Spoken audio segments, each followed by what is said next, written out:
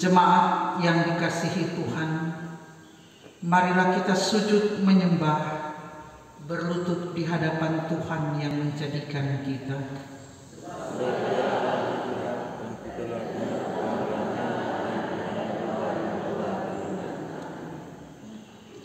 Marilah kita berdoa. Datanglah kepada kami ya Allah, seperti kami datang kepadamu.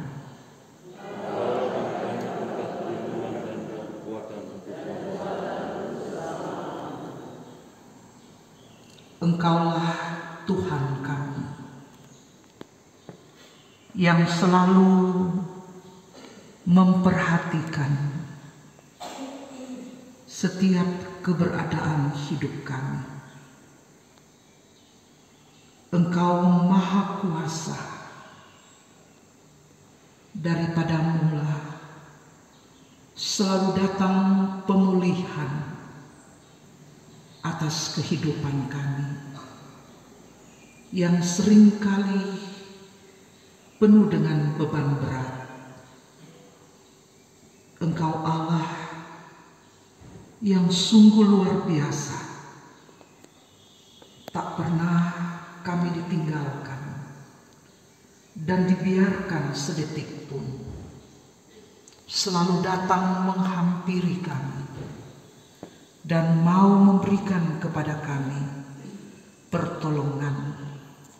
Kiranya apa yang kami lakukan pada saat ini, beribadah kepadamu, Engkaulah Tuhan yang senantiasa menyertai dan memberkati kami. Maka di dalam kuasa dan kehendak-Mu, kami mau menyerahkan peribadahan kami saat ini. Ya Allah Bapa, Anak dan Roh Kudus. Amin. Yang kasih di dalam Tuhan, kepada kita disampaikan kebenaran firman dalam Galatia 6 ayat 1 sampai ayat 8. Selamatkan oleh Tuhan Yesus, dan saya meyakini bahwa kita orang semua sudah menjadi ciptaan baru di dalam Tuhan Yesus. Nah, Paulus memberi nasihat sebagai pedoman hidup bagi jemaat di Galatia yang punya latar belakang yang berbeda satu dengan yang lain. Kehidupan jemaat yang majemuk, yang punya latar belakang orang Yahudi dan orang Yunani.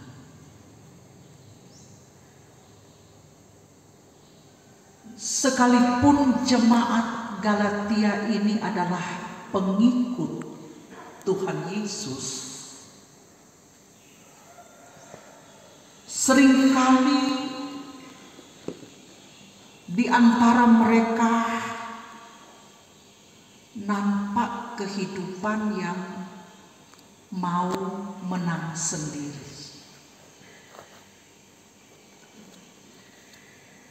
mau menonjolkan diri.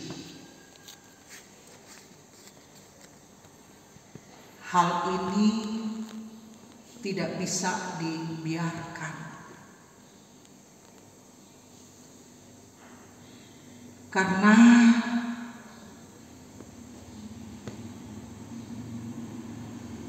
kalau masing-masing mau menang sendiri, itu rentan terjadi perpecahan di jemaat itu. Nah, bacaan kita dalam Galatia 6 ini, Paulus memberikan pendidikan iman. Paulus mengedukasi jemaat.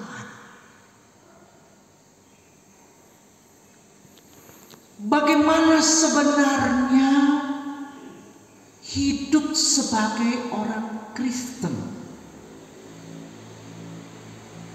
Bagaimana sebenarnya hidup sebagai orang yang mengaku ciptaan baru dalam Kristus? Kalau bilang ciptaan baru dalam Kristus, itu berarti selalu kita orang bercermin dari karakter Yesus, dari keteladanan Tuhan Yesus. Nah, ini yang mau pula disampaikan untuk kita, Bapak, Ibu, saudara-saudara, dan saya. Sudahkah sebagai ciptaan baru? Sudahkah sebagai orang-orang yang telah ditebus dengan darah Tuhan Yesus? Sudahkah sebagai orang-orang yang diselamatkan? Sudahkah sebagai orang-orang yang menyebutkan diri sebagai orang Kristiani? Kita telah menampakkan karakter Kristus. Sudah menampakkan keteladanan yang Yesus ajarkan kepada kita. Karena torang tidak hidup sendiri. Torang hidup berdampingan dengan orang lain yang aneka ragam pula latar belakang. Nah, saudara-saudara jemaat Tuhan yang dikasihi oleh Yesus Kristus, inilah pedoman nasihat yang hendaknya menjadi bahagian dari kehidupan kekristenan kita.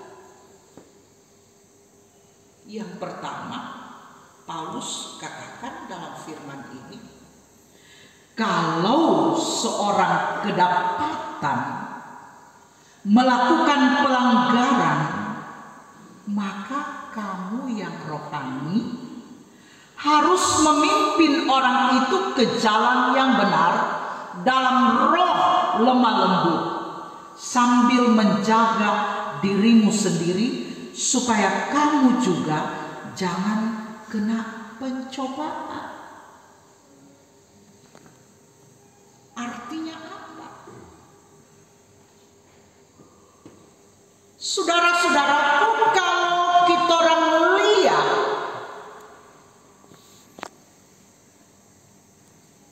saudara kita jatuh di dalam dosa, saudara kita punya beban berat, saudara kita sudah menyimpang dari kehendak Tuhan, janganlah serta-merta kita mengucilkan dia. Janganlah serta-merta kita memfitnah dia. Janganlah serta-merta kita memusuhi dia. Janganlah serta-merta kita menjatuhkan dia. Sebaliknya, kita harus melihat kejatuhannya adalah juga bagian dari pergumulan kita sebagai sesama, sehingga ada perhatian untuk memberikan pertolongan. Pertolongan itu adalah pertolongan yang memulihkan dia. Pertolongan itu adalah pertolongan yang dapat mengubah dirinya, sehingga ia mengalami pertumbuhan rohani yang baik. Bukan menjauhkan, bukan memusuhi, dan lain sebagainya.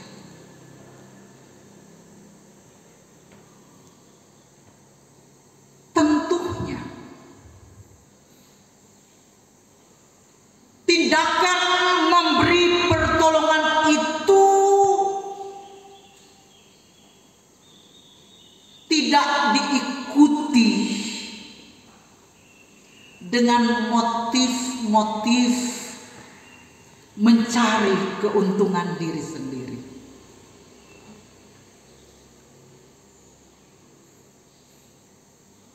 Pertolongan itu bukan mencari puji-pujian untuk diri sendiri,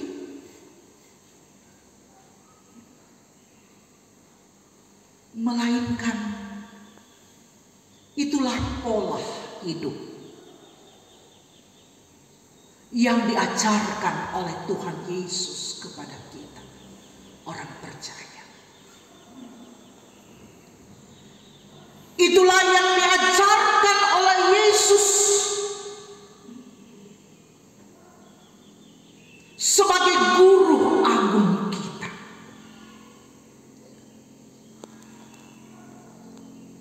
Paulus katakan, bertolong-tolonglah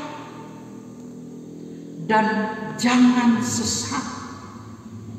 Ujilah dirimu sendiri. Rupa-rupanya terjadi sebuah sikap yang membanding-bandingkan diri sendiri dengan orang lain. Dan menurut firman ini, itu akan menjerumuskan pada sikap kesombongan, sikap keangkuhan, dan dapat melecehkan orang lain.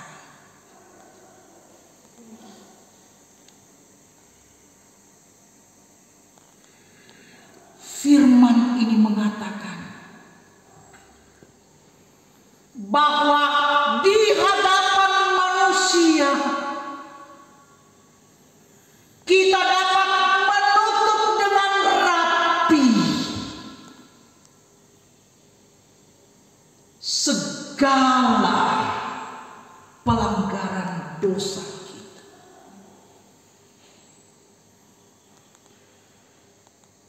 Tapi di hadapan Allah tidak ada yang tersembunyi. Dan firman ini mengatakan, kalau kita ada dalam situasi hidup demikian, memegahkan diri dan seolah-olah kita tidak ada dosa, seolah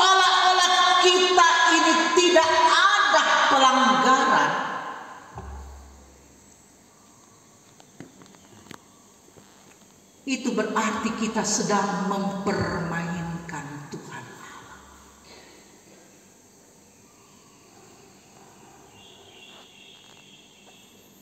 Dan dikatakan apa yang ditabur itu akan dituai. Ternyata hukum tabur tuai itu juga adalah sesuatu yang mau mengingatkan kita bahwa janganlah sekali-kali kita pandang enteng orang seolah kita ini orang benar. Hukum tabur tuai ini mau mengingatkan kita agar supaya kita tidak hidup di dalam keangkuhan dan kita melecehkan orang lain.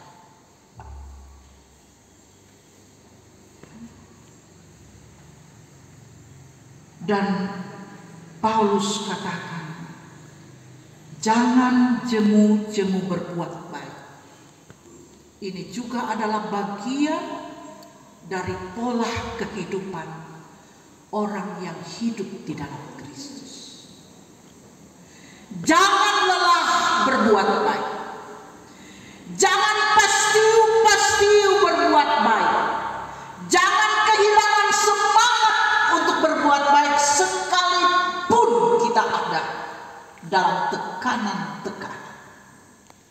Jangan melemahkan kita untuk berhenti berbuat baik. Berbuat baik untuk memulihkan. Berbuat baik untuk menyatakan kepedulian terhadap sesama.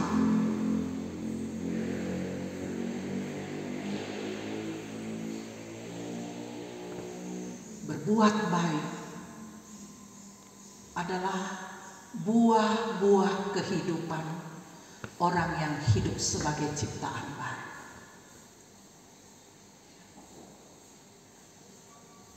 Berbuat baik adalah buah-buah hidup orang yang telah menerima kasih karunia Tuhan Yesus.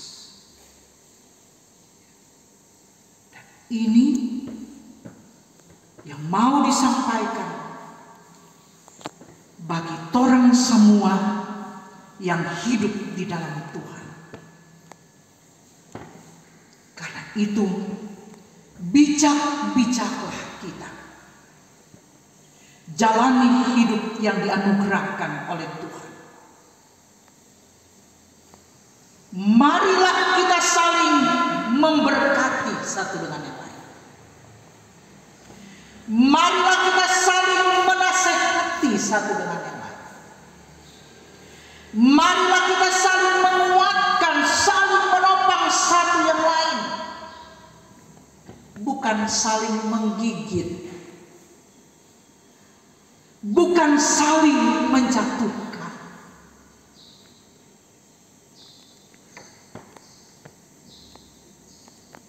Jadilah berkat bagi sesama saudara-saudaraku. Maka kita akan hidup diberkati oleh Tuhan. Amin. Berdoa. Tuhan, mampukanlah kami untuk mengerjakan kehendak-Mu sebagaimana telah Engkau firmankan kepada kami. Terus menebar kebaikan satu dengan yang lain, yang selalu Engkau ajar-ajarkan kepada kami. Tuhan, apabila ada di antara kami yang sedang berbeban berat, pergumulan-pergumulan hidup. Marilah kiranya Engkau menolongnya dan memberkatinya. Berikan ketetapan iman, hati yang penuh dengan ucapan syukur dalam susah, dalam gumul, dalam derita, karena disitulah kekuatan yang boleh memberikan lagi semangat, meyakini dan percaya bahwa Engkaulah penolong sejati. Tuhan, kalau kami pulang sebentar, besertalah dengan kami. Di dalam nama Tuhan Yesus, Tuhan Juru Selamat hidup kami berdoa. Amin. Saudaraku di dalam Tuhan,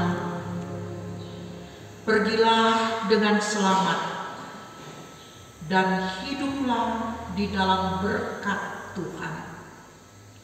Kasih karunia Tuhan Yesus Kristus dan kasih Allah dan persekutuan Roh Kudus menyertai saudara sekalian.